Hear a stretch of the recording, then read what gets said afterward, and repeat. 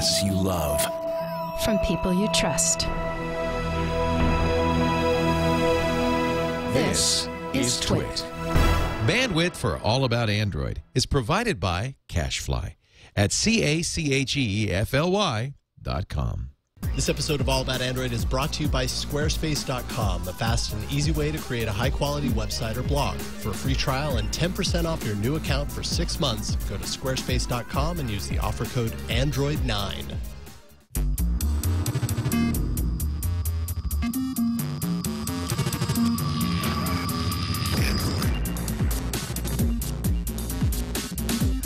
All About Android, episode 27, recorded on Monday, September 26, 2011. This is your weekly source for all the latest news, hardware, and apps for the Android faithful. I'm Eileen Rivera. I'm Jason Howell. And I'm Ron Richards. We're very news-like. I know. It's very news. And let's dig in. Coming up at 11. All the Android news. Yes, this just in. And weather with. No, anyways. I would totally do the weather. Would you do the weather? Screen, I would do the Android weather. But then we'd be doing away with the green screen and replacing it with something else. We need the green screen. It's like the character of the show right there. When I have a collared shirt on, everything changes. We get much more professional. Yeah, right. Oh, stop wearing those collared shirts, man. All right, well, this week we're going to be discussing Fire. Well, you know what, we'll get to that in a minute. We're going to talk to you about transitioning to Google Voice. We're going to talk about the HTC Lady Phone. And in the arena, it's all about note-taking apps. And apologies, we were going to have the CEO of Catch here, but he had to cancel. But we're still talking about that app. And I'm going to hopefully others. fill in his shoes I and do know. his app as much justice as he would. I was like, quick, Jason, here's Catch. I know. Catch. Make it happen. Make it happen, make it happen. All right, well, we got a lot of things going on this episode. Let's fire up the news.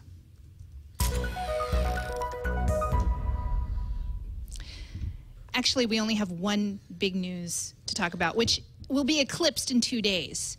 There's a lot going on in the Android world. Most of it is in the hardware section. We'll get to that in a little bit. But I do want to tell you about the big press conference that Amazon's going to be holding on September 28th. We all think it's going to be a tablet. And we've heard this from MG Sigler and TechCrunch a while back that, yes, it is going to be a tablet. I'm pretty sure that's what they're going to announce. It's 7 a.m. Pacific, 10 a.m. Eastern Time. And Tom Merritt and Leo Laporte will be live commenting on that announcement that morning. So we'll be covering it here on TWiT. Now, what we've learned a few more things. That it's going to be called the Kindle Fire, that it won't ship until the second week of November. It's going to have a dual-core OMAP chip, the same chip that the Playbook uses, and it might even look like the Playbook. Now, Ryan Block has said in his Gadget blog that, quote, although Amazon did refresh the idea of their Playbook derivative, I'm told that this first tablet of theirs is supposed to be pretty poor and is a stopgap in order to get a tablet out the door for the 2011 holiday season, which kind of makes me a little worried because that was the thing I had in the back of my mind. Are they going to pull out the stops and make this a real iPad competitor, or are they just going to, just put something out there to have something out there? That kind of sounds like what that is, right? I don't know. Possibly. I mean, we won't know until we see it. Yeah. But I'm just dancing that I totally was right that they were going to stick with the Kindle brand. Oh. I called that one. I knew it. Yeah.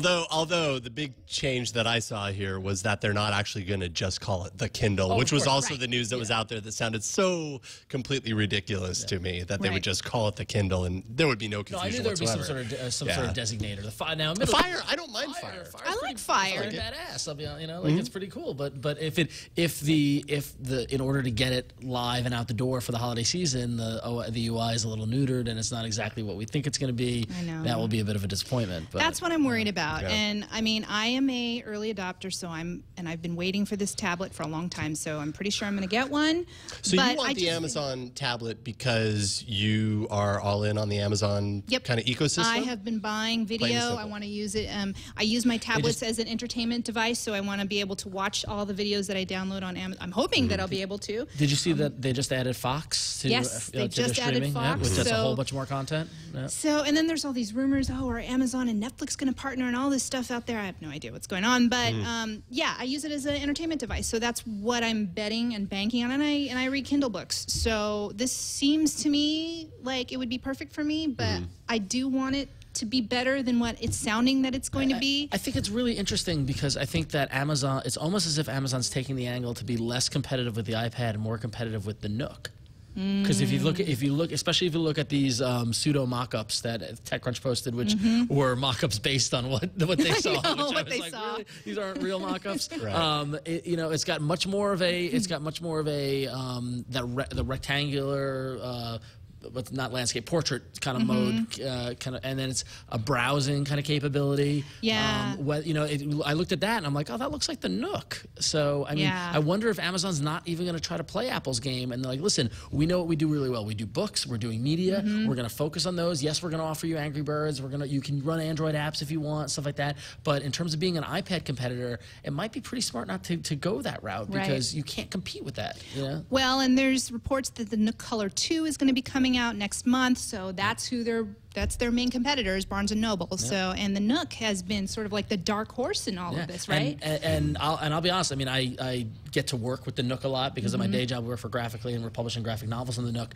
It's doing surprisingly well. I mean, but not surprisingly, like, because it's a bad product. Because like I didn't realize how many people are buying these things. And, and so some of the it is the thing that's keeping Barnes and Noble afloat. Exactly. Like if you look at some of the sales numbers and you look at like I've got access to some of the developer stuff and stuff like the behind the scenes stuff. It's really impressive, and it's actually one that really shouldn't be underestimated, I think. Right.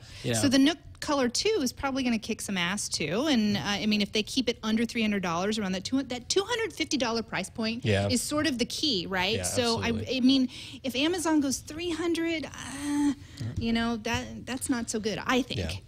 Keep it under $300 and give me a little bit of bells and whistles. I know there's no camera. I know that, you know, maybe the processing speed might not be as good, but as long as I can watch my videos and listen to my music and read my books, then I think I'll be okay. And if you use the Amazon Cloud Music Player, like you said, music, I know a friend of mine chose that over Google Music and swears by it. And so you get a device that runs that pretty good. But I gotta admit, the term stopgap does make me worry. Yes. They start throwing that out there, and you have to second guess it. Well, and then there are reports that the 10, like if this does well, then they'll do the 10.1 inch that'll come out later at the beginning of next year. I'm like, well, that's probably the one that I really want, because that's the. I mean, I like watching, you know, videos on the Galaxy Tab, on the iPad, the bigger screen.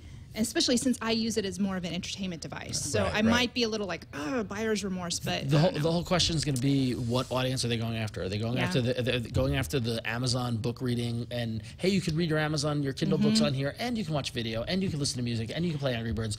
Or are they going to go after the uber techie, like, hey, it's a tablet? I think the 10 to 10 inch one, eventually, you know it's going to come out. You know this is going to be, you know, they're going to justify it in sales. And that's probably more the device that's up your alley, because that's the kind of user you are.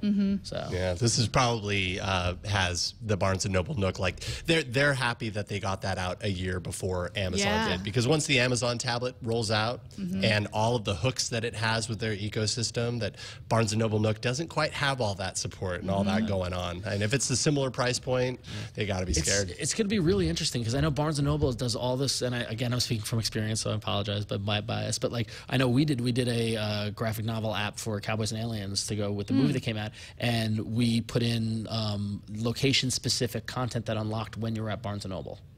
And that was we worked with Barnes & Noble in doing that. And so Barnes & Noble's doing stuff like that to draw people into the store, use the devices in the store. That's a different ballgame than what Amazon's doing, even though Amazon does have much more content and much more media that you can download. But it's that visceral, I'm going to go to the store and I'm going to bring my Nook and I'm going to buy books. It's like, it's kind of weird. It's like, I'm going to go to the store to buy books on the Nook when I can do it from home, but they're giving you a reason to go into the storefronts and buy a cup of coffee and all that sort of stuff. So it's an interesting business kind of. I think in a year or two, it's going to be fascinating to look back at these kind of bookstore, you know, tablet wars. So are you guys going to work with Amazon, or you want to work with Amazon? I probably shouldn't say anything. I knew it. Darn. Tried to get that probably one. Probably an appropriate cricket moment. Okay. I'll just say that we want our applications to be available on every tablet and every device that's out there, and so we're very excited about what Amazon has planned. Am I good or what? I know, and I have to ask the question. You forgot to do this at the end of it. All right. Well, this rolls into an email that is somewhat related here. This is from Philip, who says, in the hope that it might cause Amazon, which I otherwise love, to stop doing whatever it is doing to PO developers and indirectly doing a disservice to his customers, I would hope that you would have a discussion about many apps not having been updated in the Amazon App Store, even though several updated versions have been uploaded to the Android market in the intervening months. This seems to be particularly true of apps which had been Amazon's free app of the day at some point. He goes on to say he's written to them and that he got a response and he got an update after he wrote to Amazon particularly, and then says, because of the situation, I consider the free apps to be nothing more than a light version of an app, albeit ad-free, and paid apps to be a potential ripoff. If I need an upgrade of any such app or need the full version of any new app, I'll be going to the Android market unless Amazon fixes this problem. And we've kind of talked about this before. I mean, I mentioned GetJar a couple weeks ago where the app that I like, Paper Camera, was not updated, but there was a clear update available, and well, you know, and I basically said, just go buy it at the Android marketplace because you'll get all the updates immediately. So, you know, and we know that Amazon was having this issue, but I think it's the developers, right? They have didn't to. We interviewed Shifty Jelly. Yes, yeah. In that interview, that's where it came up, where he said the updating process, you've got to update on the Android marketplace, you got to update on the Amazon market, you have to get jar. It's not centralized yet, and so again, as someone who works in development, you've got to focus on where you're selling apps, and if they're not seeing critical mass on the Amazon marketplace, there's no motivation to keep the apps updated. Which is it's a vicious cycle. Yes. Yeah. So absolutely. I would hope that would change with this new tablet that we think is coming out. They're going to need to, if they want and they have the app ecosystem, they have the store, if they want that to survive, they're going to need to get those updated and give developers, I don't know, more incentive to update their apps more frequently, right? Yeah, I mean, do you think this is just kind of a casualty of the marketplace that is kind of manicured and all that, like that it just kind of requires more for the developer, from a developer, or do you think it lies all entirely on the developer's shoulder? I mean, I think it's purely it's a resource issue, and I think it's the decentralization aspect. I mean, like it's almost like I think about like because back video when I worked at Revision 3 and we did a lot of stuff with video distribution, and there are companies like TubeMogul and Blip TV that you upload your video once and then it syndicates it out to YouTube and to Vimeo and to all these kind of things. It's almost like somebody I'm going to give away a very good idea if you're a developer. Someone needs to make that for Android apps. Yes. Yeah, no kidding. Where you cut a new. Damn it! Why am I talking about this? This is not. But Ron wants to make it right now. He's leaving the show. I'm using my note-taking app to take notes right now. Ron, keep talking. I was just having drinks the other night and talking about like, I don't have any good ideas for apps, and I really want to develop something, and I just gave you all in the audience a great idea. But no, I don't have the wherewithal to do this idea. But where you create an APK and then it distributes it out to Amazon to Android, and you update the metadata once, and it can all go out there. Yeah. Someone's got to be doing this. And they this. handle all the kind of the agreements that you have to sign up for. I'm not an app developer. I couldn't have been the first person to think of this. Someone's got to be doing it. But someone's got to be working on that. Yeah. Kind of sounds like it should be covered. So I hope that answers your question, Philip. But that's basically what's happening. I mean, it takes a lot to update an app and then to roll it out on every store. It's just a tough thing. So at this point right now, I always just say get it at the Android marketplace. That's the best. I mean, that's the safest place. I mean, in terms of safe, but you're guaranteed. That's where the majority of the commerce is happening on the Android platform. So people are motivated to do it there. So you have to be there. Yeah. You almost have to be there if you have to choose one. Yeah, for sure. All right, cool. Well, we might as well transition into kind of a little discussion around here, because I've certainly gotten a lot of kind of questions from fans of the show, people who are always asking about Google Voice. Dude, you read my mind with this, by the way. Like, it was freaky. It's like that. Oh, really? Yeah, we had a conversation on Friday about Google Voice, and I said, well, Jason's actually going to try and transition. And then you said, we should talk about it on the show. And I said, yeah. And then we saw your post on G+ over the weekend. And I had done a similar post. I had done a similar post because for me personally, it started off last week looking at SMS to text, and I started looking at my SMS and I was complaining about how much texting I've been doing. And I think I posted on G+. I'm like, my fingers hurt. I'm tired of texting. I wish I could just go and manage all my do text from my desktop. And I'm like, I know I can do Google Voice, but I don't know if I want to switch. And then I saw your. So why don't you tell everybody what your post was? And, okay, so I guess first of all, let's start off with what Google Voice is, because I think there's a lot of kind of misunderstandings about the service. I know I was completely in the fog when I started really buckling down to try and figure it out. So essentially what it attempts to do is you can get a free phone number through Google. And actually, Chad, if you want to take my screen real quick, I'll show you what you can do. It's actually pretty nifty. When you're signing up for the service, you can type in a word or a phrase or whatever. So I could put Android because I misspelt it. But it'll give you they have a certain amount of numbers that are kind of reserved. So if you wanted to misspell Android and have that be your number, you'd do Android. But I kind of figure there probably wouldn't be anything with Android. I would imagine that would be the first text spelt out phone number to be taken. But I don't know. Okay, see, so hello is, there's a ton of numbers that you get with hello. So if you wanted to, you could go to Google Voice under your Google account. You could sign up for Google Voice. It's free. You could try, a number of variations on your username, your own name, whatever you want to do, really, to make the number easy. Now, you could also, in my investigation, I found out they now support porting your number. Yes. So you can port your number. It does cost It does cost $20. Yes. And it requires some behind-the-scenes kind of stuff with your carrier and stuff like that. But we'll get into that a little later. Yeah, we'll definitely get to that because this has been part entirely of my kind of deciding to do this. So what are the benefits of Google Voice? It allows you to kind of route calls and SMS, and that's text messages, to a number of devices. So if you have a Google Voice number, you give that number out to people. If people call that number, you can activate on the website and say, I also have this landline number, and I also have this other cell phone number, or whatever your devices are. Or this week I have this device. Like the reason I even thought of this is because if we're starting to get more and more devices to review, I want to have one. I want to use that review unit as if it's my phone. So I got to route those calls to my phone somehow. I had the same thought as well. I'm like, oh, because Eileen was giving me the Droid 3 to play with, and I'm like, oh man, if I'd set up Google Voice, then I could just route my calls to that and use it as my phone. Exactly. So that's kind of what it attempts to do. It also gives you a number of other things. Voicemail transcription. It's a voicemail service, so you start getting your voicemails through Google Voice. They transcribe it, not usually very well, but it's, sometimes it gives you an idea of what it's about, whether you need to listen to it or not. Get the bullet points from it. Yeah, exactly. Yeah. Call screening, so it has kind of an option where you can turn on call screening, and when you pick up the phone, it'll say, so-and-so is on the line. Do you want to accept it? And you can actually hear the caller waiting to leave a voicemail, and in fact leaving a voicemail. You can butt in at any time. So it essentially tries to mimic what your answering machine is at home, right? The old days of the answering machine. Remember, you wouldn't let it go to the answering machine and say, "Hey, you there?" And then no, suddenly they're talking about giving you a raise, and you're like, "Whoa, wait a minute! Hey, I'm in here right now." So they have that call screening. You can turn that on or off. You can create groups for your contacts and have each of those be treated differently. So they might get different greetings, call screening settings for each one. You can do a number of things with creating groups around contacts, or you can do it by contact as well. You can record calls. So if you need to do that, I don't know. We had that question a couple weeks Transcription. ago. About recording calls, and now you can now. And you can do that at any time during a call. So in the middle of a call, you could turn on recording and have it go.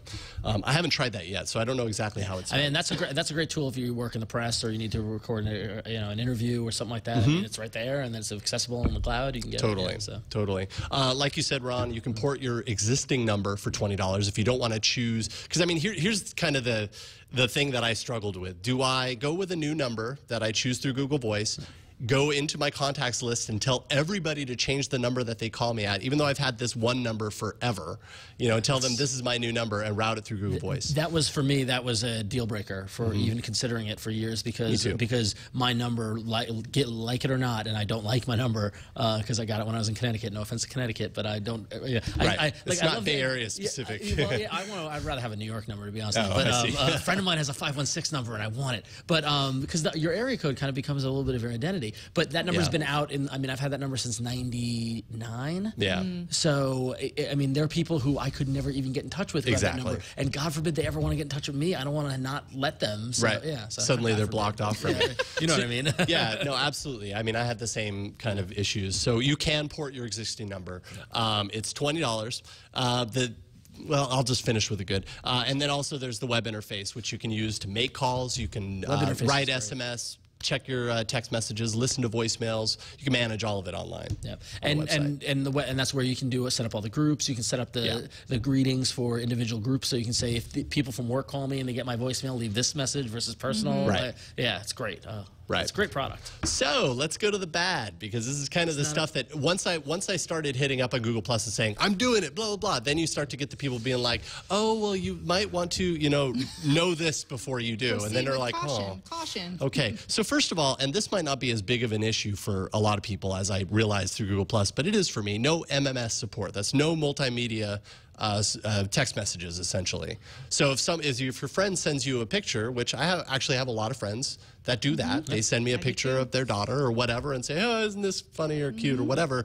I'm not going to get that. Not only that, they're not going to get any sort of a message that tells them that I didn't get it. It's like sending an MMS to a landline. Yeah. It just goes out, it just goes fails out and doesn't get delivered. Yep. A lot of people on Google Plus were saying, well, why don't you just ditch that old, antiquated, archaic system and retrain your friends to, start sending you emails of those pictures. It's a lot of work. Yeah, well, and I'm not in the habit of like telling my friends that what they're doing is the stupid way to do it and to do my way instead. But even there's people like I always go to my sister who's an English teacher and she's not techie or anything like that. She got an Android phone. She sends me pictures of my nieces and it's like because she can. It's like picture, send, and like it makes sense. And in the flow of just sending text messages is kind of part of that system and what they're used to doing when they send text. So it would be a lot to expect them to change it just because I went through Google Voice. So I didn't want to have to do that. No, I'm the most important thing in your life. Right, exactly. Change for me. You can't use third-party SMS apps. More or less you can't. So you can't initiate a text message through your third-party SMS app. If you do that, it will end up going through your regular phone. This is where it kind of gets a little confusing. So let me step back for a second. Google Voice, if you're using it correctly, you have the Google Voice number, and then you have the number that is your carrier number, right? So if you're using it correctly, everybody gets your Google Voice number, but your carrier phone is just yet another device that it forwards to. If they're calling your Google Voice number. So if you go onto your carrier phone and go into your SMS app and type out an SMS, it's still going to send through your carrier. It's not going to go through Google Voice. You have to do that through the Google Voice app, unless you've received a text from someone through Google Voice. Then you can go in and reply to it in your third-party SMS app, and it'll still go through Google Voice. That's so confusing. It's confusing. It totally I'm is. confused. Well, the basic is that your phone number, what is your phone number that you give out to everybody, doesn't go to a phone any longer. It goes to Google. Right. And then Google routes it to another phone. That phone needs a number. Yes. So your cell phone, you go to your carrier, you get a phone with a number, you get a landline. You don't give anyone that number because you want them to call the Google Voice thing. Yes. So now you're out and about, maybe you've had a couple cocktails, and you just fire up the SMS app, and you send out a text, and they get it, and they're like, "Who is this number?" Because they won't know who it is. Right. Yeah, exactly. Or they're adding 2 numbers for you to their contacts, which I mean that works That's too. the solution. I mean, like works too. I'd use Google Voice a lot with international calls. Apparently, if you have Sprint, everything ports very, very well. Sprint in the United States, everything ports very well. As we're right, because they have right now kind of an exclusive deal with Google Voice built into their but do you have carrier Sprint? service. No, I don't. Neither do I. Neither do I. So that's the challenge. And there's a lot of us that don't. So yes, those of you who have Sprint, good on you. And that's a good thing. And you still get MMS. You still get it's all that integration is there. It's actually a pretty attractive feature for Sprint. I really want all the carriers to have the ability to do that, and especially if all these carriers are kind of going all in on Android. Maybe not all in, but I mean, Android's getting heavy support on all U.S. carriers right now, and this is undoubtedly one of the things that true Android fans, I hear all the time. They're like, this takes your Android phone to the next level. Yeah. Like the flexibility of the service. So they need to support it. That Google Voice is still US only though. So it's important to note. It is US only. That was one thing I was going to get to here. They're apparently, let's see here, Jens Redmer, who's Google's European Director of Business Development, said Google is currently dogfooding its telephony service, Google Voice, in Europe ahead of a planned launch outside of the US. So here's to hoping that everybody else gets it someone soon. What does dog fooding mean? That means they're eating, I know. Okay. It's just odd to see in a press kind of thing. I know. I read that too. I was like, really? Yeah. So basically, internally, they're testing this out in places outside the U.S. So that's good. What else is there? So if you choose to port your number, which is something that I'm considering, you lose MMS support, you lose multimedia, messaging support because you're all in on that number, as we've already talked. Now, here's where you have to watch out. Your current contract with your service provider, cancels the minute you change your number through Google Voice. Okay, so you have to make sure that you don't have any early termination fees built into your contract or your post contract, or at least call your carrier and see if you can talk your way out of it, which I know people have been able to do. Yeah, that was my thought. Was that I was gonna call T-Mobile and be like, listen, just give me a new number.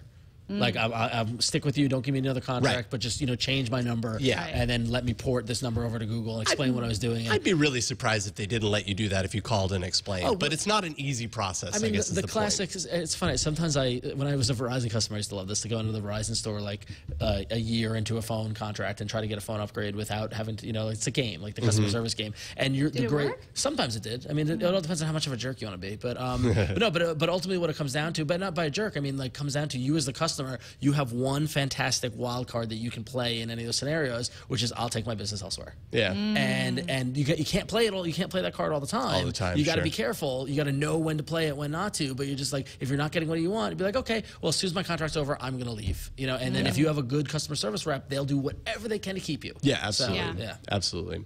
And finally, I would say, another bad possibly is that there really is no customer support, as there really isn't with most Google services, right? It's a free service.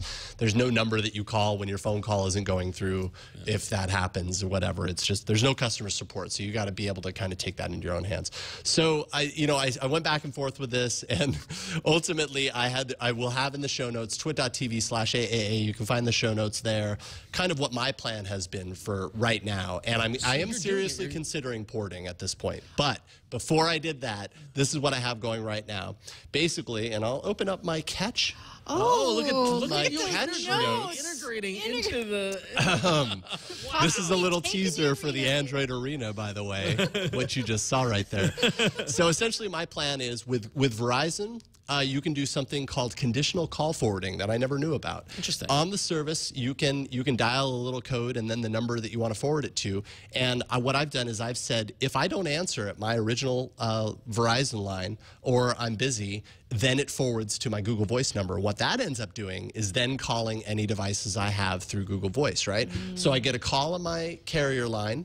I get a chance to answer it there. I get a call on my Google Voice lines and a chance to answer them there. And then if that doesn't happen, then it goes to my Google Voice voicemail. So I get the benefits of Google Voicemail. So it's kind of the best of both worlds as far as I'm concerned there. That still doesn't solve the text messaging and especially the multimedia messaging. Right. So the SMS and MMS aren't passing through, right? I found an app. I actually looked at your app from last week, Ron, but it didn't do this. But I did find an app called SMS Backup Plus. You can find it in the Android market. Installed it on my phone, and essentially what it allows me to do is connect it to my Google email account.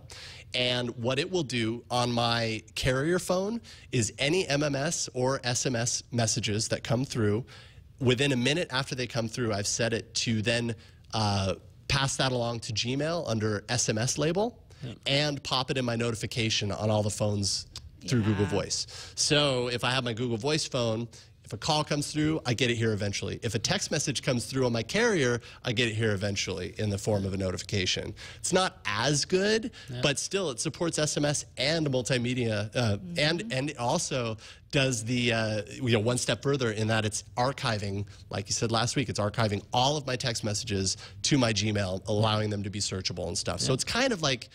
It's kind of like I got razzed a little bit on Google Plus from some people that were like, dude, you're making this way too hard. Why don't you just do it through Google Voice? I was going to say, because it does the same thing. Complicated. It is complicated, but it wasn't that complicated, really. I have the step-by-step at twit.tv/AAA. Check out that there, the show notes, you'll find them. And, like I said, I am still seriously considering just porting the number and doing away with MMS and just realizing that that's not going to happen. Yeah, you see, I mean, that's really, I mean, for me, and after we talked last week, I spent some time over the weekend and I read your posts and I went through my kind of exploratory thing. And for me, the two things, I'm not going to do it. And the two reasons are basically because the number portability, because I just upped my contract and I don't want to, and I guess maybe now that is the time because I just upped, so it wouldn't be that much of a difference. But I could do the customer service game. I just don't know how much I want to. But the MMS stuff, and the making it that complicated, you know what I mean? Like I just want it to be easy, so I'm just gonna wait. You gotta think that Google Voice is working on MMS support. Like they have it working with Sprint, right? Yeah, exactly. So it must work somehow. This has been a long time coming. The solution. It's funny though because I've been a Google. I mean, I was a Grand Central user. Like I was a Grand Central beta user when Grand Central first came out, which is what Google bought and then eventually migrated into Google Voice. So I've been on this for a while and wanting it, and I'm like, all right, great, this is awesome. but I can't port my number. And I was like, okay, great, now I can port my number, but I can't do MMS. So like I'm just waiting for the one day where I can go to Valhalla and it will work and it will be wonderful. Yeah, so. Totally. And then we'll have some new different phone that does that's holographic. That's not too much to ask. So anyways, I hope that kind of clears it up a little bit. Google Voice, it is still a little complicated. That's, you know, you kind of go back and forth when you're considering it because it's like one step forward, one step back is kind of what I've found. But it's a cool service, and I know a lot of people that have bought into it totally swear by it. So maybe you want to check it out. I'm kind of jealous. I want to know like when you get it all set up and then like 2 weeks in, let me know how it goes. Yeah. All right. Yeah. Let's take a quick break and thank our sponsors, Squarespace. Squarespace.com is a fast and easy way to publish a high-quality website or blog.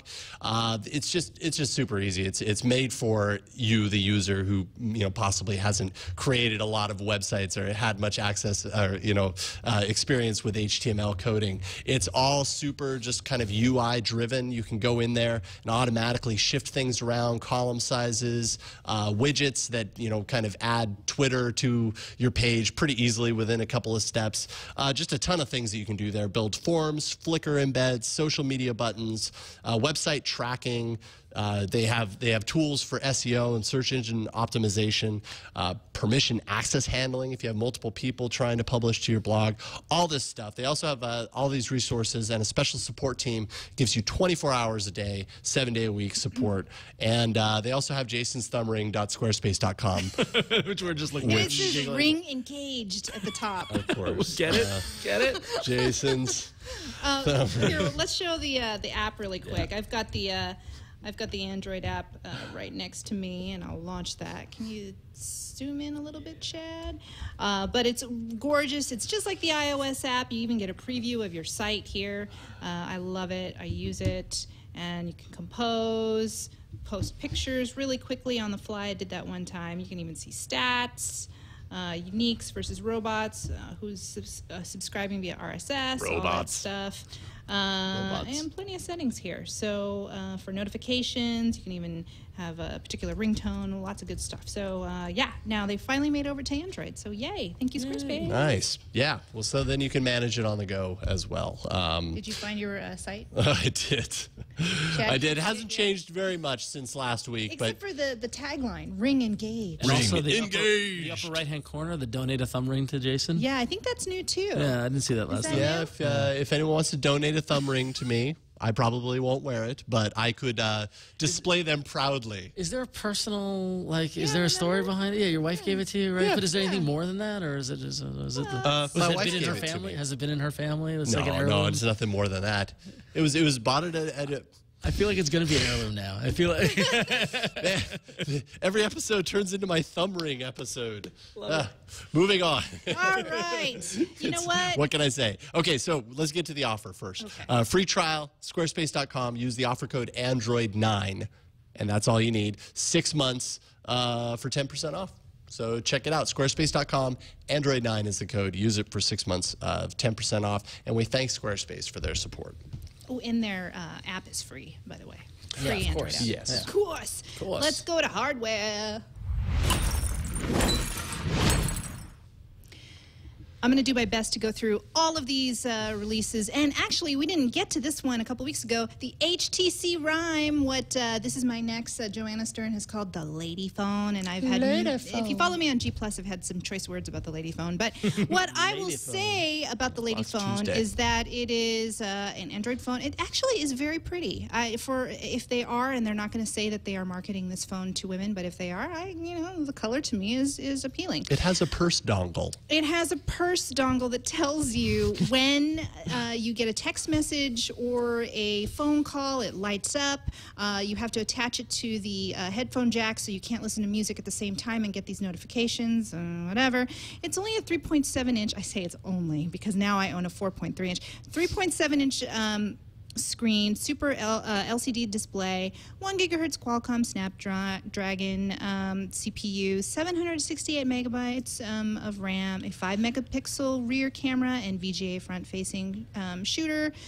No LTE.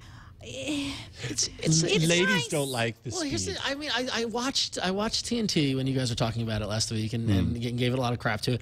And the thing is that it's a lower price point. Yeah. It's a mid-range dare I say, entry-level smartphone market kind of thing. I think it's a great move for HTC. Also, it's running since 3.5, and we've shown that before in the past, so it's a different looking UI. It's fine. I just, I encourage ladies out there to get a better phone, to get a stronger phone, because just like you like your man, you want a stronger phone, right, ladies? Just saying. Okay. Anyways, I said I like the plum color. I do like the color. I feel it's like nice. the color. Yeah, I don't know. Give me a little more speed. Whatever. Anyways, that is the HTC Rime, and maybe we'll get that. Maybe I'll review the lady phone someday. I mean, it's fine. It's a fine phone. It looks fine. Lady phone. Okay. Now moving on, HTC. Oh, and that was the big announcement that they were right. last week. Yeah, we had alluded to that a few weeks ago. That HTC was going to have an announcement. That was the announcement, the HTC Rime. So coming full circle here. Now, HTC is also planning a UK party on October 6th. We think Jason's phone, the Vigor, might be one of my phones. There's been a lot of details and leaks and screens leaking out about the Vigor, so it really does seem like they're ramping up to some sort of announcement. It's possible that it would be this UK party on October 6th. No one really knows for sure. It's got to be soon. All right. Also, T-Mobile finally announced their Galaxy S2, which is going to be available online on October 10th and in stores on October 12th. It's $299. Notable things about that phone: it's 4.5, which is just slightly bigger than my phone. It has HDMI out. It's going to run 2.3.5, and it's going to be NFC enabled. We didn't report this, but the AT&T version of the Samsung Galaxy S2 is also NFC enabled. It's going to be as big as my phone, the 4.3-inch, and that's coming out even sooner on October 2nd. And finally, God, Samsung, killing me with all these announcements, but apparently they have just announced the Samsung Galaxy S2 LTE and the Galaxy S2 HD LTE handsets for the Korean market, which probably will eventually come here. I can't keep up with anymore. There's so many announcements. What you need to know, this is 4.65 Super AMOLED. I love Super AMOLED with 1280 by 720 resolution. Do you guys need an HD phone? I don't know. Do you need one? Yeah. I don't know. I mean, it'll be fine. I would like my next phone to have an impressive display, sure. Yeah. Last week we talked about the Samsung Galaxy S3, and now we're talking about this HD LTE phone. Oh, my Lord. Man, those Samsung phones just look more and more like iPhones every day. Don't they? It's the lawsuit. Anyways, they're coming out fast and furious. It's hard to keep up, but we try to keep you updated here on the show. That's right. Exactly. So, speaking of keeping you updated, as a Motorola Zoom owner, I've been keeping a very close eye on what's going on with Motorola Zoom 2. And some photos have leaked recently that show the size of it is going to be pretty impressively thin. It's actually Motorola's Zoom 2 tablets. Pictures ended up on Engadget, and it's looking to be about 9.3 millimeters thick, which is about the same thickness as the iPhone 4. Which is not too thick for a tablet. I was actually impressed by that. So it's interesting to see more kind of photos emerging of these. It's going to, got Android 3.2. It's going to have 5 megapixel HD cameras on the rear. And it was also reported that the prototypes that these photos were buggy as hell. But whoever gave the tip off to Engadget did say that confirmed LTE on both devices. Wow. So it's interesting to see LTE kind of making its headway on the tablets. I like how Motorola is kind of styling some of these latest leaks. Too. You kind of see definitely a different aesthetic in their stylings, and I don't know, it's different. You know what I mean? It's not the same old run-of-the-mill tablet. It certainly it has this kind of interesting, kind of angular but still rounded kind of look to it. It's the same design, not the same design approach, but the same attempt at innovation in the design that actually Sony did with that tablet that we had. Leo was playing with it. That was like the wedge. When I saw that, it's like, what the heck is that? And you look at it, I'm like, oh, that's actually kind of neat. Not so bad. So I kind of like them playing with the bezels. Exactly. And playing with the, absolutely. Because we all know what the screen, touchscreen, Android. Okay, we got that. What can you do around the device to make it different than the other ones? Totally. But not like in a kitschy, just because sort of not way. like some dongle that comes out to tell you when you have a test. I tell you, that phone. The dongles. Although I'm sure there are people that will find that very useful. All right, well, I'll just attempt to review the Droid Bionic because I have a Bionic. Did you hear? But I have a review unit Bionic. Actually, last week we were blessed to receive a package filled with Verizon Android phones. Yes, very exciting. We have the Bionic, which you're going to review. We have the Droid 3, which Ron is going to give a first look at in just a minute. The LG Revolution, which I'm going to look at in a little while. And then the Droid Charge that Ayaz is actually going to look at. He's going to shoot a little video for us, and we'll roll it in eventually. Yeah, totally. But we might as well start with the Bionic, and I won't spend too much time on this because I'm going to hopefully record one of those stand-up things too. But this is the Bionic right here. Maybe zoom in a little bit.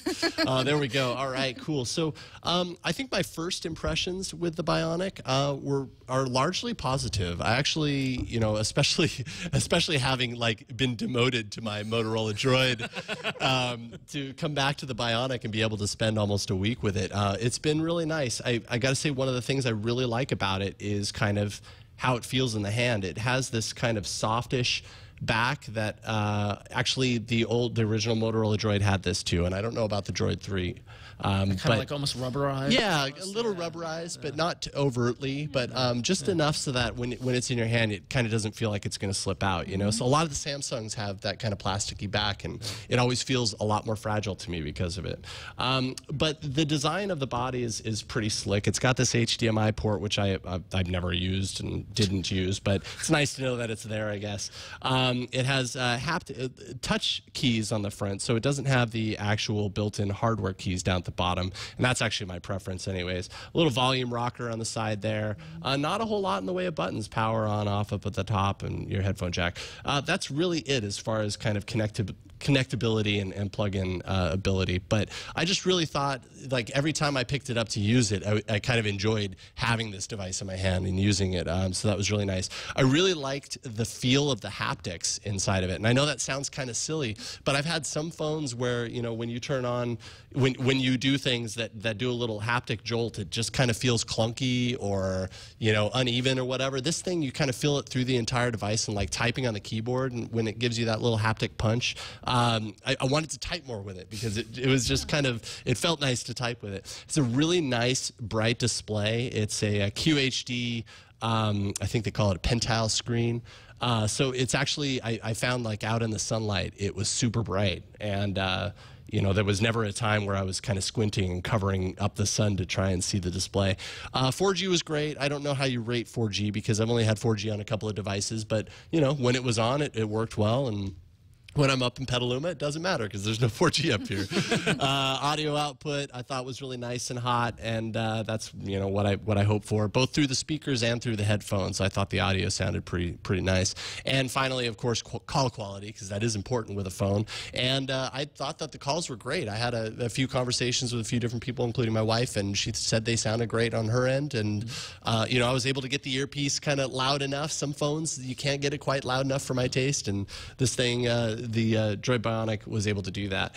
Now for the downsides, and unfortunately the downsides, two of them in particular, are enough to keep me from going with this phone. First of all, the display, as bright as it is and as sharp as it is, it's this pentile matrix with the QHD display, which is kind of like a blessing and a curse, right? It's a blessing because it's very bright in the sunlight and it's really kind of sharp in that regard. It's a curse because, and this is kind of nitpicking, but I will tell you, I noticed this every single time I used it without trying to look for it.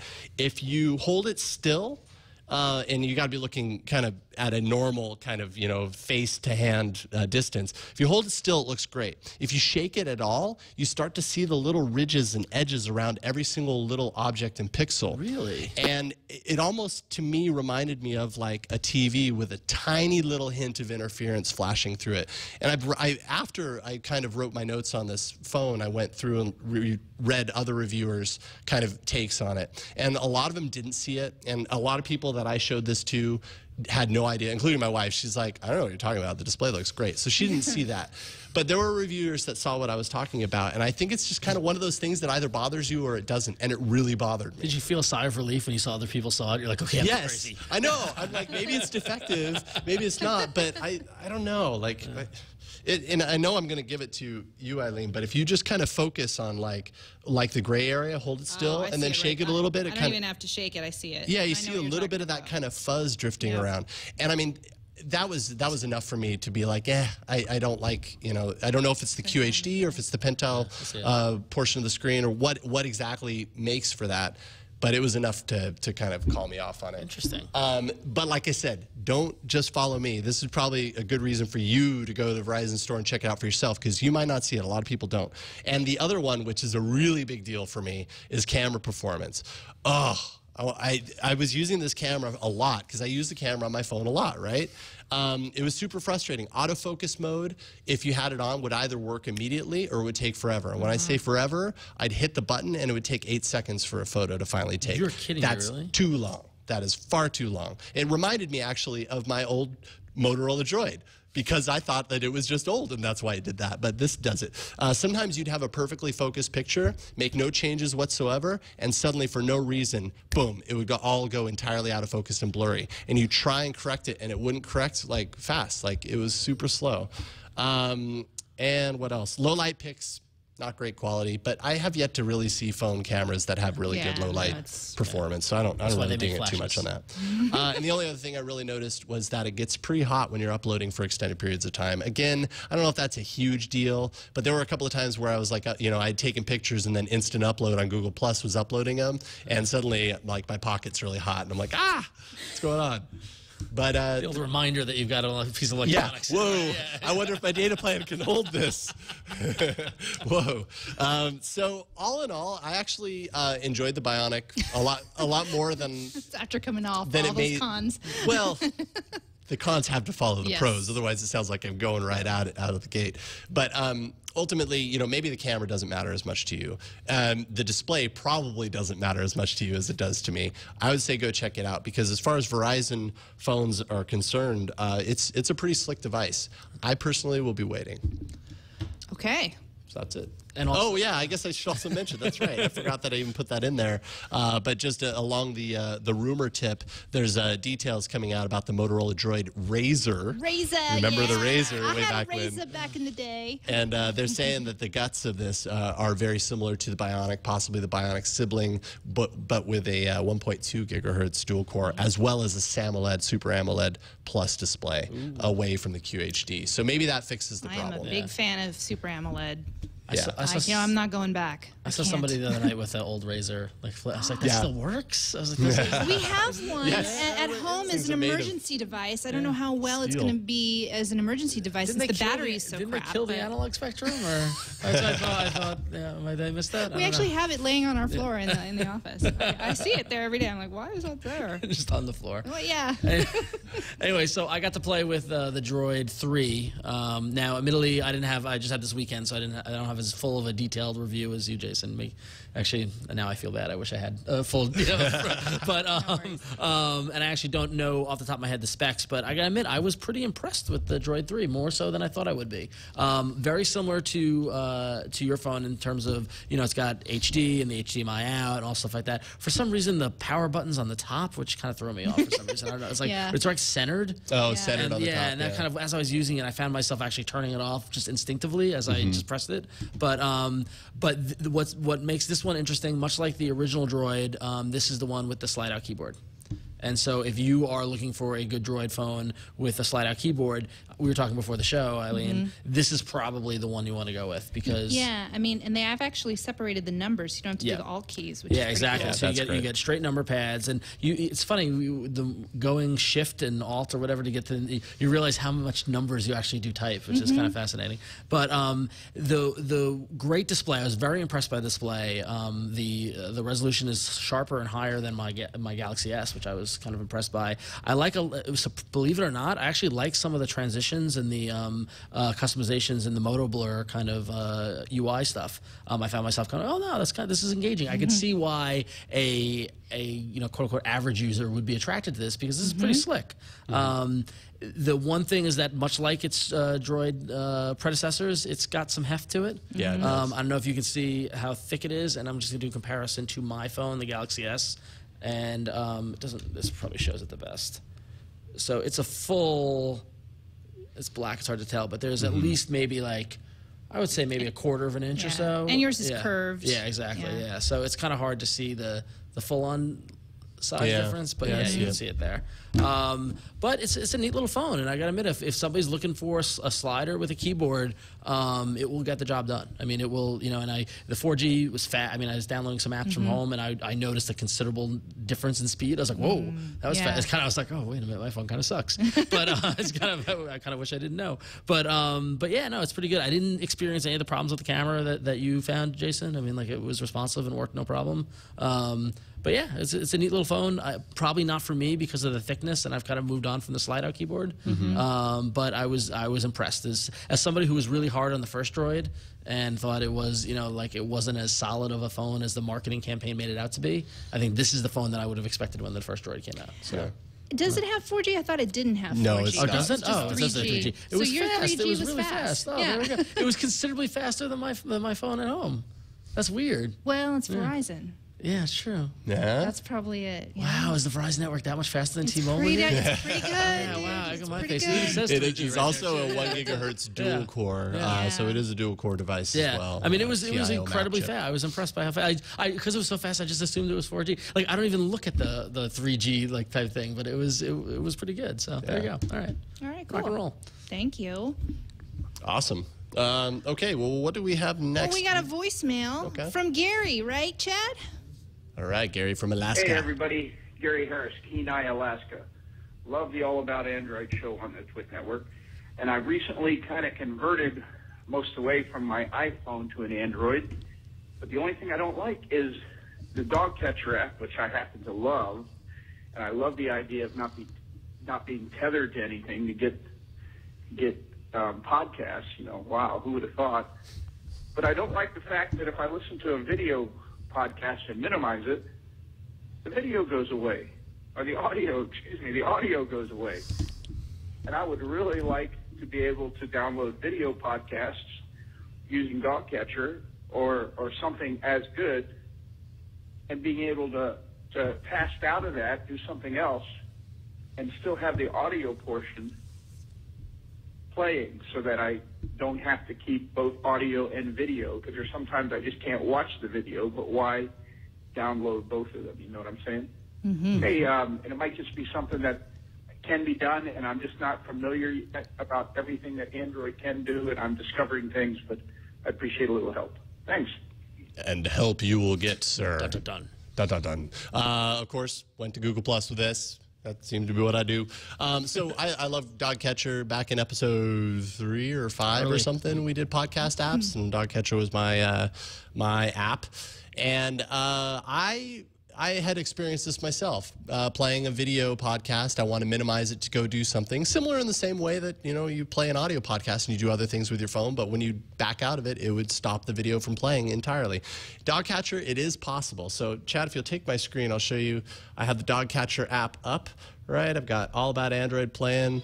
Da-da-da-da-da-da. If I go home, it stops playing, right? So if I go back to the list and I long press on the file, I can play as audio. And I click that, and I go home, and there we go. Cool. So it is possible. You can also do it through other apps as well, right? Yeah, well, I actually use Pocket Cast a lot, and I'd like to thank them for making us the Android or the podcast of the week a couple weeks ago. Yeah, that's right. But anyways, Pocket Cast from our friends over at Shifty Jelly. So if I'm watching the video, oh, and it's buffering. Hello, Wi-Fi. Wow, Just wow. banging on the screen will help. I know. Let's see. I'm going to turn off Wi-Fi here. Sorry, guys. Sometimes our Wi-Fi is a little cranky. Okay.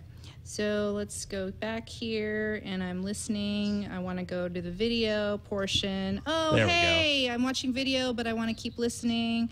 You just hit this button in the middle. That's cool. This is the button you hit in the middle, and it goes and transfers it to audio.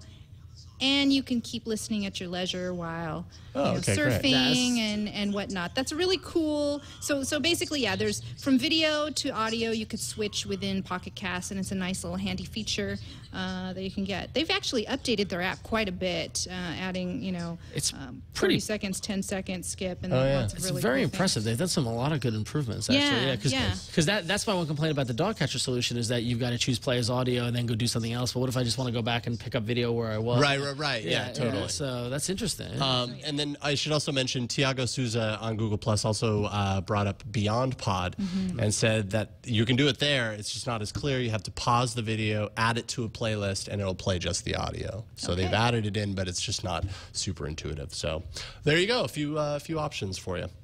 All right, let's move on to the apps.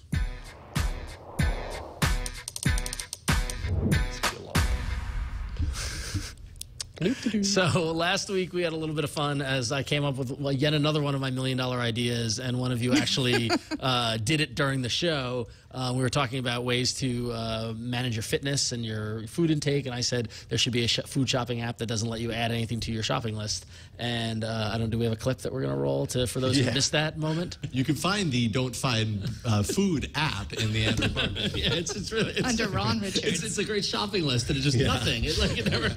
You can't add anything to the list. It's just it won't let you. It's like you've gone over your limit. It's also a financial savings app as well, where you limit how much you spend at the store. This is a genius idea. Wait a minute. minute. I'm onto something. I think you're onto something. There's your app. Go into App Inventor that's now at MIT and then make it. There you go. There you go. That should be an easy one to make too. So, and It should be. It should be. You would think so. And you could see how big my sideburns were last week. And then, then, sure enough, the show finishes up, and then should we roll this next clip? Complete. We can see that. Okay. There's an APK. Ready? It's about to get real in here. I really hope this isn't some sort of I'm going to take it. Yeah. I just realized everyone in the chat room, don't just install APKs from third parties that you might not know. Seriously. Haven't we talked about viruses on Android? Listen, I'm trusting you that this is not going to ruin, this is not going to screw my phone. Listen, Silly Chicken. Don't do this at home. No, this is not. We are not. We're not leading by example here. This is the equivalent of. Are you still recording, Chad? No. Record this. Oh, it's too late. It's too late now. Let's live the moment. All right, ready? All right. I'm going to say install. Let's do it. Oh, I really hope I don't regret this, Silly Chicken. Is that supposed? I know. As Waldo says, you're trusting a guy named Silly Chicken. Phone wipe complete. Okay, all right, so there you go. Application installed. So let's open it. All right. No food. Here's where all of your text messages are sent. Press the Add an Item button to add an item. All right, so I'm going to add an item. So, your list is full. That was awesome. Send a reminder. No items. No need for send a reminder because you have no items. Excellent. That was awesome. Someone really just did that. That's so cool. Silly Chicken, good job. Awesome. Thank you for making my app dream come true. Chicken, this is my first. Awesome. So email me and we'll figure out the ownership scheme, because I want you to get a lot of the credit for that. I think we should put this in the marketplace. I think yes, put it in the marketplace and we'll talk about it next week. That is great. Ta-da! So we totally just did, kind of, actually. Kind of. So good. Big thanks goes out to Caleb, also known as Silly Chicken, in the chat room, who then also wrote into us with an email, and he said, "So glad that you like my no food app. I made it on the fly during last week's episode. You don't have to worry about it hacking your phone, as we alluded to. I really don't know why it wanted storage, modify or delete SD card contents, network communication, full internet access, and phone calls. Read phone state. It's a lot of permissions. I know. I think this is just the default, the default that this App Inventor does. But I really wanted this product. But I really wanted this product that will let you make simple apps on the fly. I'm glad to see it does have a new home at MIT, but I hope they will still let the public use it. Now that app I made was really simple with it. I'm no computer programmer, so this proves App Inventor is easy to use. Yet the APKs are big. I hope when it officially goes to MIT, they can compress the APKs even more. The other thing I made with the App Inventor was a text bombing app that had its uses with some annoying friends. But besides that, I made the no food app out of fun, and I hope you enjoyed the laugh. And we very much did enjoy the laugh. It was exactly what you asked for. It was exactly the spec, and I've submitted it to the Amazon Android store. We don't have to update it as much. So no, I'm kidding. I haven't. No. I was like, you should. Why not? No, that would be fun just to see what happens. Yes, it was fantastic. And see the comments. Yeah. What's this for? Yeah, so good job, Caleb. Good. You will forever be one of my favorite chat room people. So. That was great. Awesome. Okay, I'll do a quick, this is my app of the week, and it's called pixlr-o-matic. I can't even pronounce it. Pixlr-o-matic app. And it was, blatantly at the top of the Android marketplace over the weekend, and I thought, okay, I'll try it. Now, I wouldn't just talk about any photo app unless I was very impressed, and I really was with this app. I couldn't believe how gorgeous the UI is. It's free, and how easy and how many different filters and transition or sort of textures in the background that you can have with this photo app. So it's a new one of my favorites, along with a little photo that I still use. Now let me just show you really quick. Actually, yeah, here it is. So what you do, you've got two options. You could take a picture within the app, or you can go ahead and upload a photo, which I love to do first. So I'm just going to go and find in my gallery a photo. And I got some really nice flowers here from my husband over the weekend. Really nice. Aww. Check out all of these filters, though. There's Sophia, Peter. It just goes on and on and on. I love options. So let's see. I'm going to go ahead and pick. This looks kind of nice. I don't like that one. Let me give you a little pink. Oh, no, that's blurry. So you have so many options. Up at the top, you scroll, and the first thing you have are all the filters. So I'm going to pick this. Gives a little bit of a blurry effect. And then I'm going to go into, this is, the middle section is texture, and I can give it kind of funky lighting here, some, you know, kind of weird waves. I'm just going to do something really bizarre. And then I can also give it a frame. This is great. I love it. So look, you could do a Polaroid frame. You could do. I just love the UI of this at the top when you scroll, and then I'm gonna give it a little flowery frame. Okay, and then you save, and then you have several options here. You could save to your SD card, export. You could also share. Do all the kinds of things that you would want to do with a photo. Chad, if you could take a look at. Two of my pictures here that I have on our rundown. The first one here that I did was just a lantern, and what I did was I gave it a little texture here, and then I gave it a little bit of a glow. I'm really proud. Fantastic. I'm really proud of that photo, actually. It's a great photo. And then if you take a look at the second, I really love that photo here. Just applying two different filters. I didn't put any borders on it, or I really like the way that came out. Yeah. And the second picture is of our buddy here, Tony, and he looks like he's actually shooting me. And I gave it, you know, there is an effect here. The lighting effects. Yeah, the lighting effect, and I gave it kind of a blur mask. I was very impressed with this, and it's really, really easy to use, and it's free. Pixlr-o-matic. Did you see who developed it? Who developed it? Autodesk. Oh, that's why it's so good. The makers of AutoCAD and Sketchbook Pro, and like a legitimate software company. Yeah. Like, what? It must have been like some sort of skunk works. Like, hey, we just made an Android app, or whatever. Like, but this is, you know, before. Is it not on the iPhone or iOS? It is on iOS, is it? but I'm impressed. It's the same. It looks the same as it would on iOS, and that's why I'm very impressed here. And it can be done. You can make pretty apps on Android, and you know, not that it's just pretty, the UI. It's a great app for filters and photo. And I had no idea Autodesk was doing apps. I mean, like I knew that they had launched a AutoCAD version of AutoCAD, but like this is completely not what I would expect from Autodesk. Like Autodesk is like cool. You know, not boring, but like, you know, but they did very technical, like AutoCAD and Sketchbook. Oh, Sketchbook is a little, you know, but fascinating. Wow, Yeah. I already downloaded it. yeah, it's great. Totally So have fun with your pictures, and I don't know, send me some so I can see what you made. Yeah. Good job. Pixlr-o-matic. Autodesk. Yes, Pixlr-o-matic, M-A-T-I-C. You know, app. easy. It kind of doesn't roll off the tongue. Maybe look so for well. Autodesk. Yeah. All right, let's jump into the arena. 2 enter, 1 lives. Android Arena. Boom. All right. This one's looking, kind of close on the second and third, but we, you know, from last week on episode 26, we had a grab bag, right? Yeah. And I kind of figured this was going to happen. Read It Later Pro wins 45% of the votes. MIUI camera comes in a close second. Between second and third, they were 1% off. MIUI wow. camera, wait a minute, they're changing. Wow. They're both 27%. All right, whatever. come in a tie. Doesn't matter. We're nowhere close to first. So there you go. Read It Later Pro, winner of last week. Congratulations, Eileen. Thank you. That's Thank okay. you very much. You can go ahead and notch that. We'll carve it into the table. I get my one. Yeah. Cool. All right. So this week we're talking about note-taking apps. We've done Task apps in the past. Note-taking apps is kind of similar, but I had a really good time with this one just because I've always just stuck to task apps, and it's actually really nice to have a full-blown notepad. I use Notepad all the time on my desktop. Yeah. I don't know why I never did on my Android phone. That's strange. I don't know how you did, because that's like, we were talking about this when, Yeah. when we decided to do this. Yeah. The Notepad is the like must-have top 10 app on my phone. I need something to take notes on. I'm constantly addresses, phone numbers, quick lists, little things like that.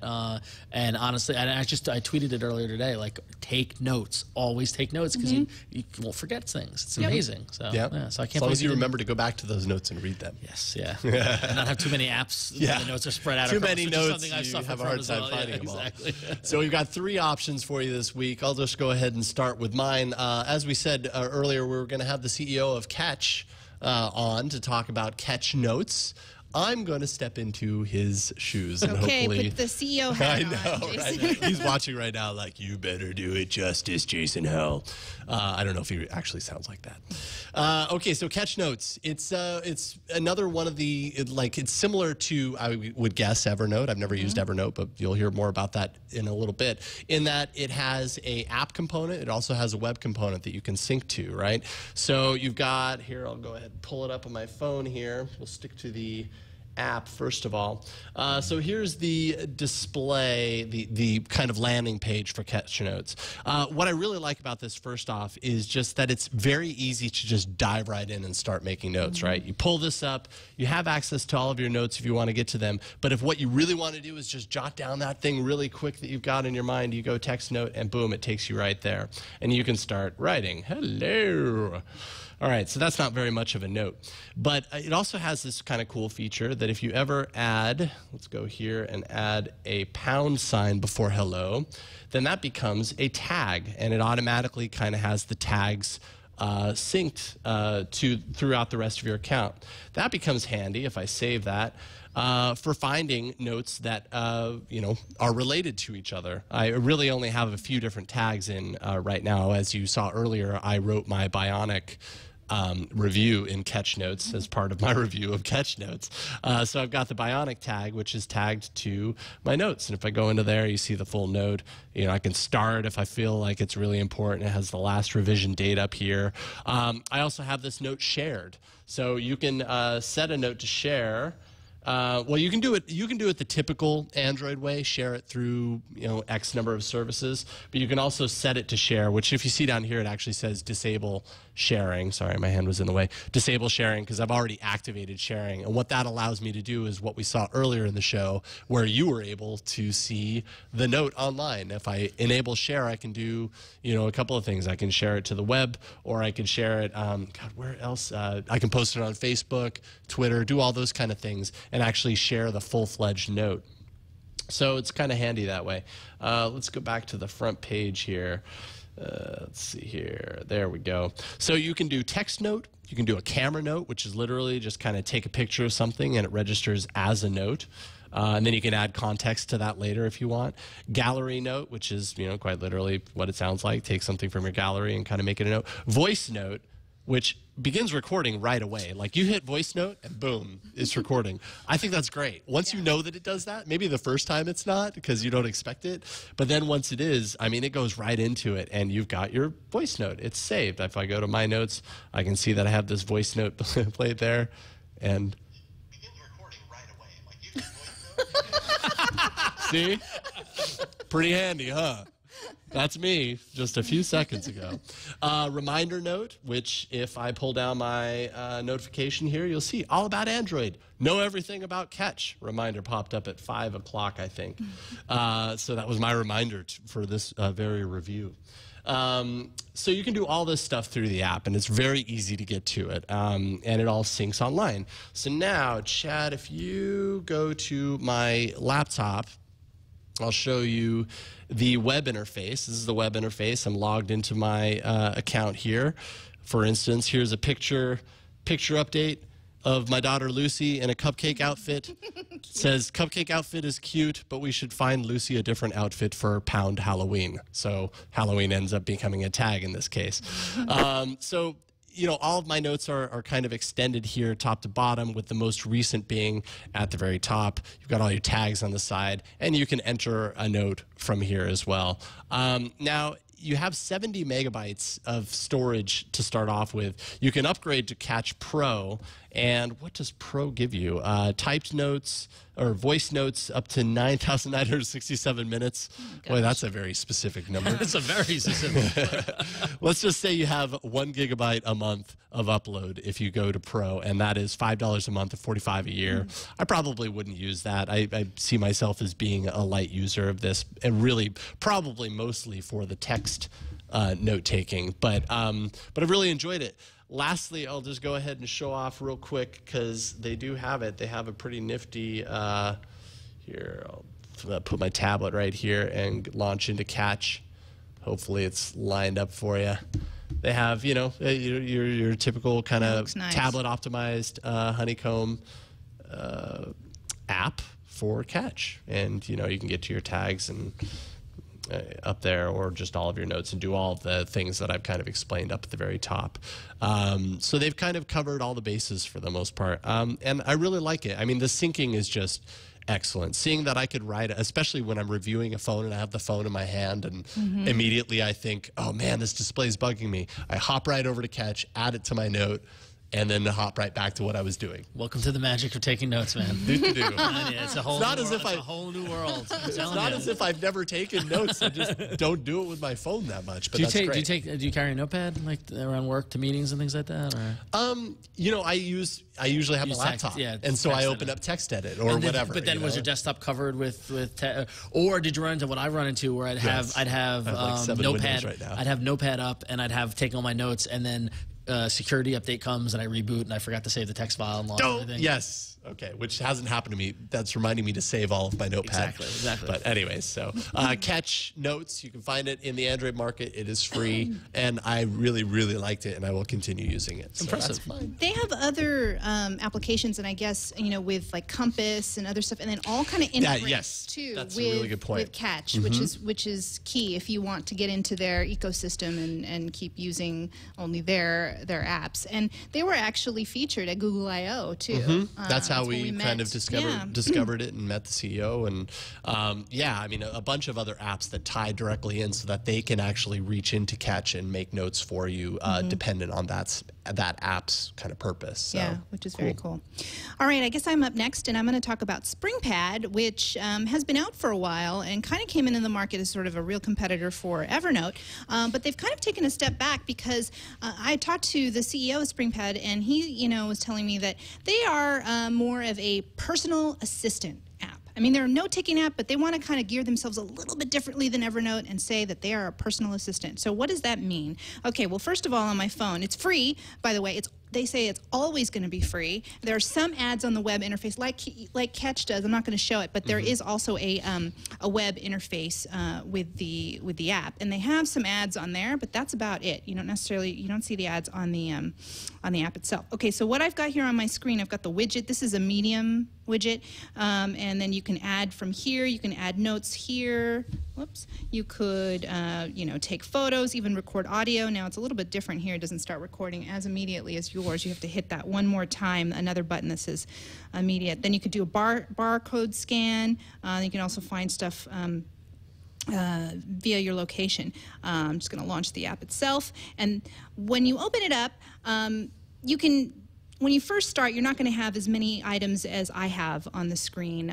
Right now, I have a bunch of notebooks that are categorized, and within those notebooks, I have things like for Thanksgiving, and this is actually from Thanksgiving a long time ago. I had a grocery list from last year, and I still have that there, because you know what? Thanksgiving's not going to change. I'm going to need the same stuff. Right around the corner. And I'm already got loaded my Xmas gifts, and another podcast I do some stuff. But what I generally do is I go straight into my stuff.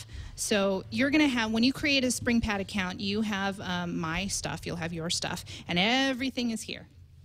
And you can add many different types of notes. You can add just a general note, you can add a task, you could look up what you're looking for, you can add by type, you can add a media, you can add you can scan the barcode like I mentioned earlier. And by type, what I mean is you can add even more specifically a task, a business, a restaurant, wine, a product, a book, a movie, a TV show, all of this kind of stuff. Now, what's interesting is, okay, let me go into restaurant here. I want to find a restaurant in my location because we're going out to dinner tonight after the show. And you know what? I was looking. Let's see. There was a particular restaurant. Oh, right, Cucina Paradiso that I was really interested in. When you add that, you can add it to your list, and then they'll even give you the Yelp information, and then you can add tags to it. So say you save it. I'm just going to give it a food tag, which is nice. I like adding tags so I can kind of find it on the fly.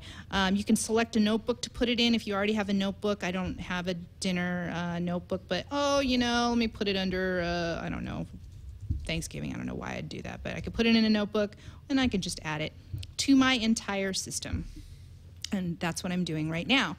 For TV shows and movies, a lot of times you'll find if you add a note like that, and I'm showing you this, I'm showing you all of these situations because it does more than just dump your notes in, it does more than just your thoughts. You can do that as well. You could just say, don't forget, or here's the passcode to this. I don't know why you'd want to do that. So I'm going to add another type. I'm going to add a TV show. What TV show should we look for, Ron? Pan Am. Pan Am. Okay, I'm going to search for Pan Am. It searches for you, and I'm filtering by TV show. Come on, come on, come on. Oh, it didn't find it. Wow. Did I spell it right? Did I spell it wrong? Yeah, you did. All right, let's search for Boardwalk Empire. Okay, Boardwalk. Oops, misspelled. Did I spell it wrong? Yeah. Then you gotta spell it right. Boardwalk Empire. There we go. I don't know why I didn't do the swipe too thing. New. Is Pan Am too new? Oh, even Boardwalk Empire. Okay, well maybe this is having a hard time finding stuff there. Huh? Oh, my votes are going down. Well. Let's see if I can find a TV show. They're going down as we speak. They're going down as we speak. I think I've saved a movie here before. Let's see. Maybe I haven't. Look at all my notes. Okay, yeah, I saved Doc Martin here. I think you told me. Did you tell me about Doc Martin? Somebody told me about Doc Martin. Then they give you a Netflix source. They give you links on Amazon. They give you links on Rotten Tomato. I guess you can record your own notes. You can add more notes to it. It's kind of a full-service thing, and I know that you'll have the same thing in just a minute, Ron. Yep. But here you can just add a simple note if you want. It does a lot of things, and you could get kind of lost in it. But if you're really super into organization, this might come in handy as well. Friend stuff, you could friend other SpringPad people. My only friend on SpringPad is the SpringPad people, and so eventually you find what they like. They like Pearl Jam. Pearl Jam 20. I heard it was good. Yeah, the Cameron Crowe documentary. Yeah, I heard it was good. So you can see what they like if you have other friends on SpringPad as well. So that's just a short. I mean, this thing is full featured. There's so many more things that I could talk about, but that would take me all day. What I usually do use it for are quick notes, restaurant recommendations. This book here, The Passage, I want to read it, so I found it. I did a quick search, and now I know I have a link to Amazon, and it's $14.95 or $14.79 for the hardcover. And I could go straight to it from the app. So that is SpringPad in a nutshell. I hope I did it justice. I mean, there's so much more that it can do, but full-featured note-taking app, and it's free and will always be free, from what I understand. Cool. That's interesting. I remember when SpringPad first came out, I downloaded it, just never used it because I already had a solution. You already had one, yeah. Yeah, but it's neat. I like how they differentiate themselves because it seems as if now this week is my game to lose. It kind of is. Yeah. So now not the irony, but the interesting thing is I actually use two Notepad apps. The one I use is called AK Notepad, which is actually by Catch. Yeah, it's released by Catch. Which is just a local, quick and dirty. Take to your notes. SD card. Yeah, local, whatever. But the real Notepad app that I use, that is the Power app, is Evernote, which seems to be the application that Catch and Springboard, to a certain degree, are trying to catch up with. Evernote has been around for a while. They originally launched as a web application. And one of the great things about Evernote is that they have now they've got a web application. They have iPhone, Android versions. They have iPad, iPad versions, and it all syncs and totally free. You can sign up. You do get a limited account when you sign up, and you can upgrade to premium to pay for it. But I would consider myself a power user, and you know how much notes I take. I'm not a premium user. I don't pay for it. Everything's totally free. You get an unlimited number of notes, but with a upload limit of about 60 meg per month of your notes. I've never run into it. You can add any file up to it. If you need to attach files to notes, that's where they start to get you. You can only do a 25 megabyte maximum of files per notes, but I don't really use that as much. Also, they've got a whole bunch of other things. If you go to Evernote's website, you see the difference between premium and the free thing. But let's take a look at the app. And I'm using it here on the Droid 3, so hopefully we can see it. There you go. All right. So if you launch the app, very similar to Cach's interface, in that you basically right out of the gate it asks you either to start a new note, or you can take a photo, take a snapshot, or you can access your other notes or your tags. You can collect notes together and put them in notebooks. Very easy to kind of add collections. You can search by tags. They really make it easy for you to find your notes once you do it, because any application that uses once you're uploading to the cloud, the challenge is finding them once you do that. So in this particular case, I'm just going to add a new note.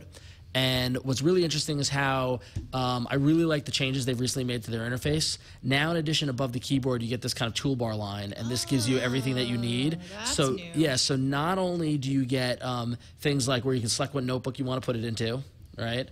Or you can add tags very easily. You can also, let me get it back up here, attach files. So if you've taken a picture and it's in your gallery, you can attach a picture. You can attach pre-existing recorded audio, video, or any sort of file. So let's say you send me a document and I want to attach my note to it. It's very easy to do that. You can take a picture straight from the application, and that's really cool. When they added that, I remember that was mind-blowing, because it's like, oh, I want to get this stereo component. Just take a picture of it, and then and then now I can go find it.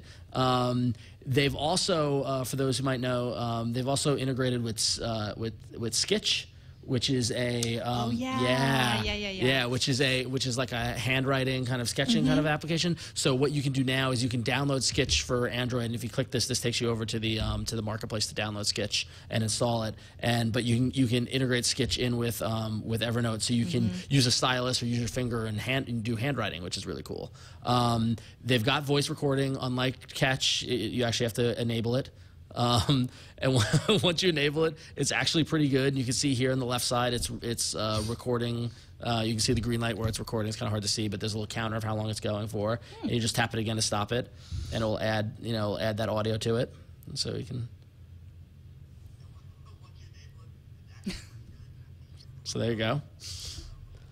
And then what's even neater is that they've also now enabled formatting. So you've got bold, italic, underline. You've also got the ability, which I love because I'm a list maker, to add checkboxes. Very cool. Yeah, so item and item. So that's the kind of the entry screen, right? And then what happens is that when you save it, what's cool is that then, I'm not going to save this one, so it goes to the cloud, it goes to Evernote, and you can access all your notes. And here they organize them chronologically by the last time that you edited them. So you can take a seat, you can open up a note. What I like about it, which is a little subtle difference from the other notepads, is that this is a view mode. So when I open up a note, I'm not instantly editing it. Which sometimes you don't want to make changes because there are other notepad apps where I had a note in there, and then I put it in my pocket. I was at Comic-Con. I put it, and then I left my phone on, and a whole bunch of garbage had loaded into it or whatever, because I didn't realize that I was in the application for whatever reason. So there's a level of protection there to keep your content kind of safe. But then what's great is that you can then go back out, and they've got these great widgets. So on the similar to the widget with SpringPad, so on your phone you can get instant access to just start a new note, take a picture, do a quick voice recorder, start drawing with Sketch. They've really integrated Sketch really well with this latest version with an Evernote. They have a slightly bigger widget, which I kind of like because it shows my like that. my 3 latest last few. thing. Yeah, so I'm like, all right, my That's to-do list. Let me nice. go see what I need to do. Okay, I need to do this. I need to do this. You know, so That widget's nice. yeah, I it's like very, it. very nice. They've really Evernote's got a lot of funding. It's a real successful application. I swear by the OS X app that I bought from the Mac App Store to run on my laptop. Syncs everything up. Actually, it's kind of funny because I do a lot of video editing and I use Premiere. Don't laugh, but I use Premiere, and when I'm doing, I need to watch the whole episode and take notes on what graphics I need. And so what I actually, and in Premiere, if you use any other apps, it stops playback. So basically, my laptop then becomes just a deck. Right. And I actually use my phone. And I sit there and I take notes on the phone, and then I hop over to the OS X app, and that whole list of what I need of my research is there. It's already synced Yeah. up. So I mean, it's just great.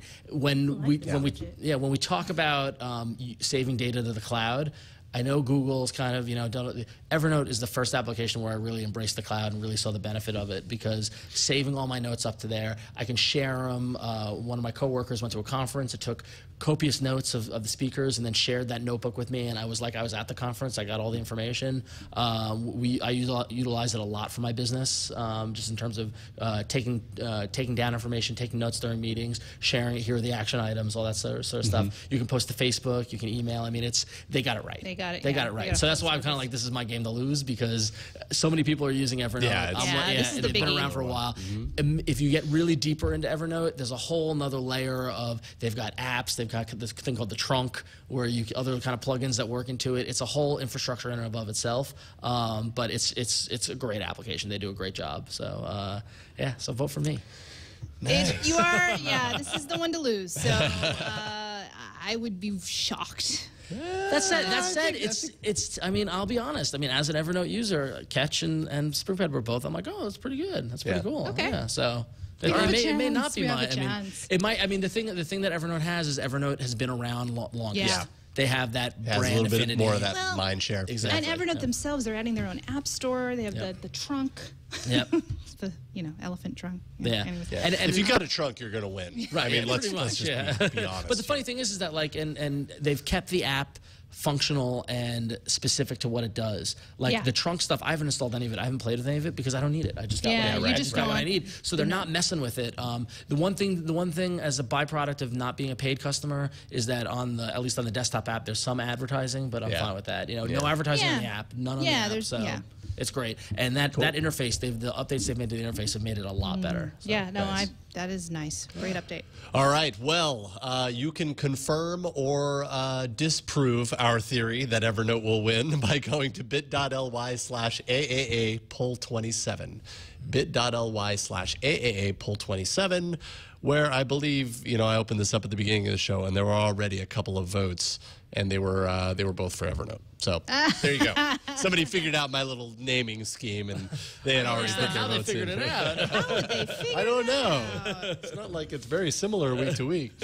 So anyways, check it out. The votes go for Evernote. Look at her run. It's on its way. There we go. I mean, it's not fair. The fact that Evernote, these are all free apps, and they're all. But like I said, Evernote has that presence, and There's, there have been other weeks where we've had the obvious choice. Yeah, that's true. So, and I knew you were the Evernote power user, so I wasn't going to go like, oh, I want Evernote just to win. Yeah, no, Evernote is one. You use it. Evernote is one of those apps I can't live without, and I'm very big on GTD and getting things done. Right. And data capture is a huge part of it. And I when we were talking about, and Jason, you weren't saying you use a Notepad app. Remember, I was like, you don't use a Notepad app, well, you need one. Yeah. So, I know. Well, I will definitely be using one. I might check out Evernote just because of its feature set and see what I think. But I really like Catch. So. I'm not up on a pedestal. I do have text files open on my desktop as well. So like it's hard to shake that habit. But Okay. Well, again, that's bit.ly/AAA poll27 if you want to go vote and check it out. And we'll read the winners next week. Next week we'll be doing another grab bag episode. Might as well just kind of keep it random and see what we come up with.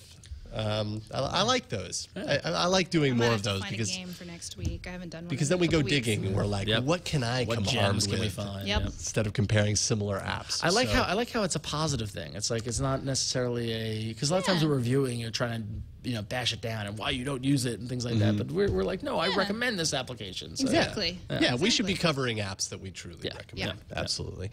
I think that's it. I think we've hit the end of the episode. We can't go for another hour? You wanna go? This is like this extended edition of All About This is the director's No, we've cut. already gone about 15 minutes more than I thought we were going to. We're going to dinner. Yeah, that's right. We're going to go to dinner. We're going to talk Android. But before we do, Ron, go ahead and pimp. Yes, pimp away. So you can find me at about.me/RonXO or Twitter on twitter.com/RonXO. You can find all the stuff I do, links to my Facebook, my Google+, all that stuff there, as well as check out ifanboy.com and graphly.com, my day jobs. If you like comics and applications and things like that, we've got everything you need. Radical and Eileen. You can find me on Twitter at EileenTV, on Google+. Do my search, and I forget again. What is it? It's g+.2/EileenTV. How hard is that to remember? I have a mental block on how to promote my. And you You'll love get Google+. one of these That's years. the irony is you love Google+. You're like all about it, and you can't tell people how to find you there. No, I can't. Why don't they have a shortener, by the way? Or Yeah, like, why they'll get there. That would be nice. They'll Or get the there. vanity URLs. I feel They like should have it already, but they don't. That's why we're having such problems with this. Anyways. And you can find me on Twitter. I'm at Raygun01. You can also find me on Google+. Just search for Jason Howell, and I'm probably there somewhere. But that's it for this show. Leave us a voicemail, 347-SHOW-AAA. Keep it short, please, because we get a lot of voicemails, but they're really, really long. So keep it short, 30 seconds-ish. Email aaa@twit.tv. You can find us on the Twit site, twit.tv/AAA for the show notes. Hit us up on Twitter at Android Show. And finally, you can catch us live every Monday from 5 to 7-ish p.m. Pacific at live.twit.tv.